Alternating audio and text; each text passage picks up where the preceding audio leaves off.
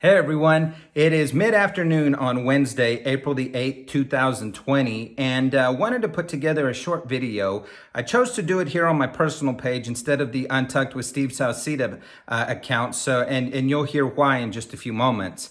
But just wanted to take a moment to do a little encouragement, maybe challenge our collective thinking. Over the past 17 days or so, I personally have been getting out and getting some cardio in. You know, my doctor's been telling me this for about 3.5 years, and all it took was a global pandemic and shutdown to get me to listen, right? So about the past 17 days, I've been getting out and doing some cardio. And this morning, I am now up to almost 3 miles a day. Now, for some of you, you're like, Steve, I do 3 miles in like my sleep. I know, I'm just building up some endurance. But one of the things I've been thinking about yesterday morning and this morning is the question of what's right and who's right. Because when you get on social media, you'll see posts that say we're overreacting. You can scroll down a little bit more and then you'll see another post that says we're not doing enough. You'll see one post that says, don't worry, by early summer, we're going to get back to it. You scroll down, you see a little something further, and you say, look, we're in this for another 12 to 18 months. Then you're going to see posts that say, hey, during this shutdown, during this time of quarantine, you need to launch your side hustle. You need to be doing this. You need to be launching that. Then you'll see another post that said, no, what you need to do during this time is to rest and let your body recuperate and enjoy the downtime. Then you'll even see some that say we need to shut down more things. And then you'll find another post that said we haven't shut down enough.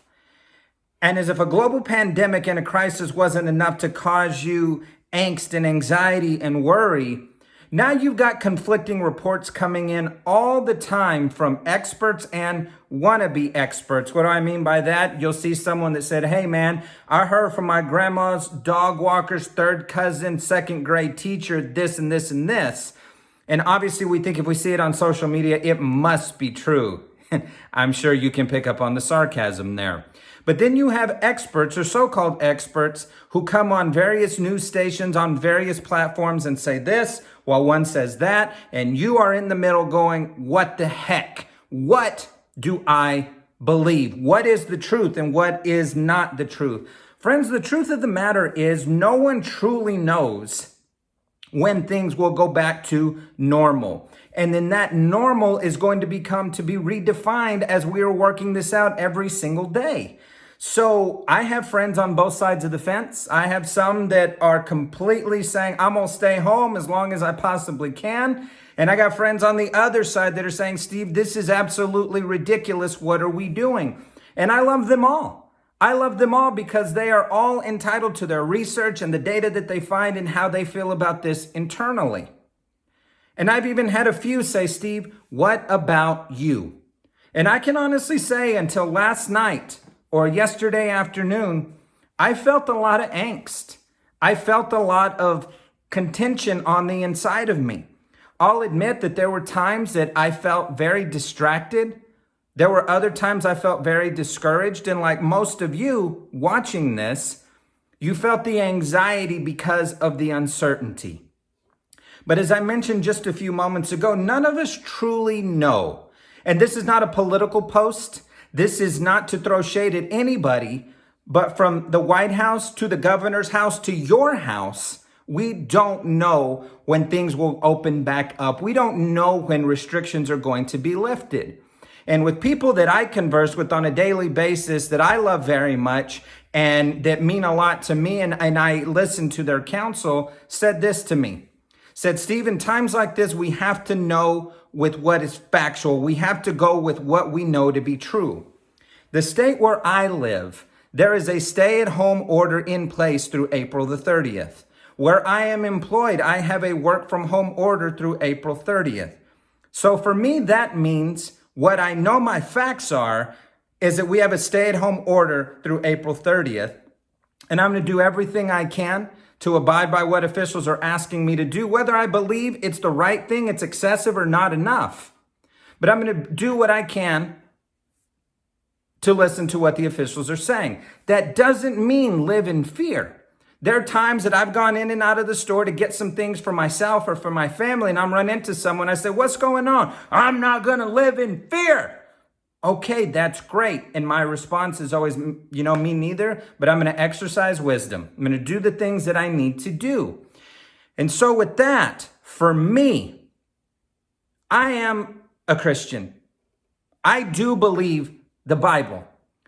So for me, very recently, there were two verses that I've been hanging my hat on, that I've been anchoring myself down in, okay? Because part of the times of our day, we feel sturdy, we feel balanced, we feel anchored, we feel focused. And then there's days that we feel wobbly because of the uncertainty as we try to figure these things out.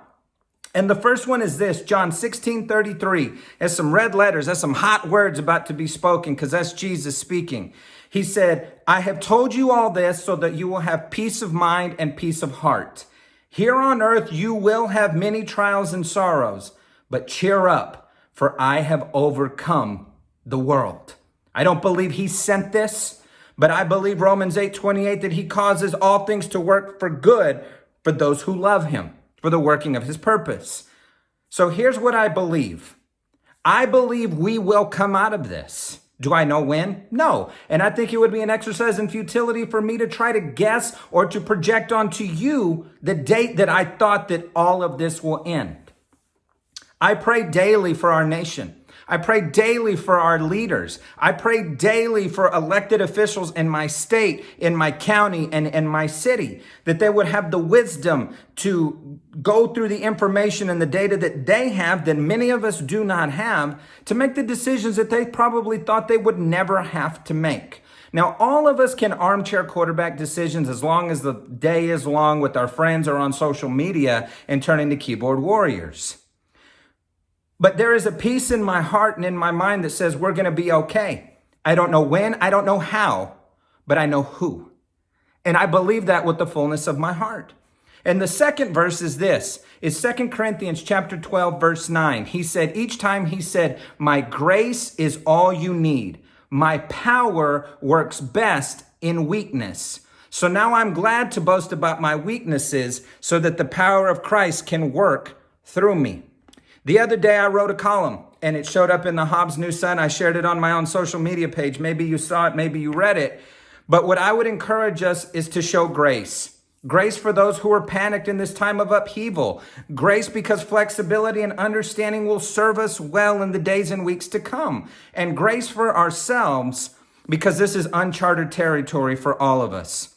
We can't change what's happening, but we can change how we rise to meet it. We cannot control everything, but we can control how we respond. And see, sometimes faith changes the situation, and other times faith changes how we see the situation. Friends, it's okay to not be okay, but just don't set up camp and live there.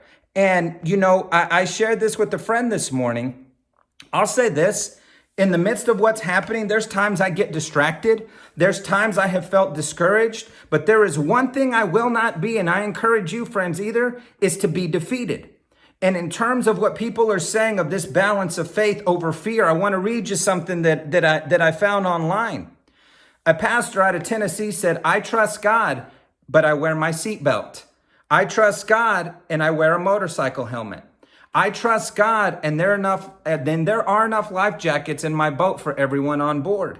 I trust God, and I use oven mitts with really hot dishes. I trust God, and I lock my house at night. I trust God, and I have smoke detectors in my house. I trust God, and I take my prescribed medicines. I trust God, and I will follow the best guidelines to share the task of flattening the curve. Acting with caution and wisdom does not indicate a lack of trust in God. There is faith and there is wisdom, and this thing he put in our minds, he intends for us to use it and not just discard it out of hands because we say we have faith. I mentioned this earlier that there's some posts that make you feel like, man, if you're not on your grind and you're not on your hustle, listen, there are people watching this right now who are trying to balance working from home, which they've never had to do before, on top of being a homeschool teacher because the school system was turned upside down. And I would encourage you to lift up those teachers as well as they try to figure this out. everyone is trying to figure this out. From Dr. Caroline Leaf, said this. There was a post that came out that said, if you don't come out of this quarantine with a new skill, your side hustle started, and more knowledge, you never lacked time, you lacked discipline. And what she did is she marked out that you never lacked time, you lacked discipline. And she said this, you're doing just fine. We're going through a collective traumatic experience. Not everyone has the privilege of turning a pandemic into something fun or productive. Stay healthy. And friends, I want to say this. We're all going through the same storm, but we are not all in the same boat. Let me say that again. We're all going through the same storm, but we're not all in the same boat. In storms of crisis, in global pandemics, you've got the privileged, the marginalized, and the destitute. Someone very special to me sent this over to me. You're either privileged, marginalized, or destitute. And I would say this. If you have the privilege of working from home, if you are still employed, and if you are still being paid to work from home, you are privileged. If you have a home, if you have running water, if you have food and you have supplies, regardless of what the stores may look like, regardless if we had to wait in line to get there, regardless if stores are maintaining the 20% of capacity order that at least my state has put in, we are still very privileged. If you have access to adequate health care, very privileged. There are others who are marginalized with limited access to those things, more likely to be immunocompromised. And then those who are destitute, unable to practice social distancing, no financial support, low access to water, and no shelter or asylum. Because sometimes we can lose perspective in the midst of everything that's going on. And I say we because I've done it too. But I believe that we can do this. I believe that we can get through this. And times, friends, I understand that there is a point of being informed. And then there's the point of being overinformed, where sometimes you feed yourself so much fear, but then you pray for more faith. How does that work?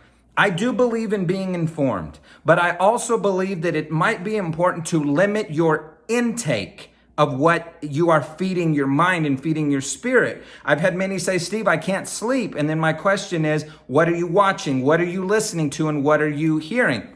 And not from a judgmental way, but trying to get to a root cause of what's causing the insomnia. I'm not a licensed counselor. I'm not a therapist. I'm just someone who cares about you and who has a little bit of a platform and a little bit of a voice. And I wanted to use it to share hope and to share encouragement. Hey, listen, there's going to be times that we're going to come up and go, what the heck's going on? And the answer is going to be, I don't know. But there's got to be a hope and there's got to be an anchor somewhere in there. And I don't know what you believe, but I know what I believe. And as I shared that verse with you from John chapter 6, verse 16:33, Jesus said, I've told you all this so that you'll have peace of heart and peace of mind. Here on earth, you will have many trials and sorrows, but cheer up, for I have overcome the world. Aren't you so glad that we're not judge and jury, that we have to decide someone's eternal fate? And, Jesus even said, don't worry about the speck in someone else's eye when we got a plank in our own eye. In other words, control what you can, which is you and your response and your emotions and your feelings, but you can't control anything else. That's what you can control. Control what you can and control your response to everything else.